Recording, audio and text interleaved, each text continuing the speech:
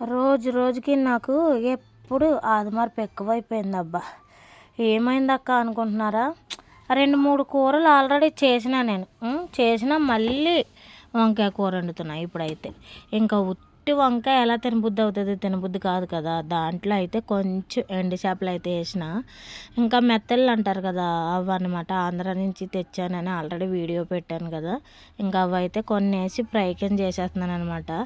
ఇంకెక్కడైతే చూడండి, నేను పొద్దున్న నుంచి సాయంత్రం వరకు ఎంత చూసినా కూడా మా పిల్లలు అయితే మా ఆయన దగ్గరే ఉంటారు. ఇంకా మా ఆయన చుట్టూనే తిరుగుతుంది. లక్కీ అయితే చూడండి, మనం ఎంత కష్టపడి చూసినా కూడా అది వేస్ట్ అన్నమాట.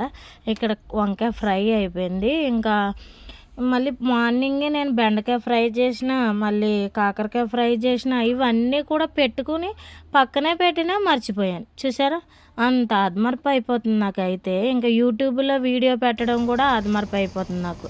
రోజు వీడియో పెట్టాలి కదా, అందుకనేసి. ఓకేనా, బాయ్ బాయ్.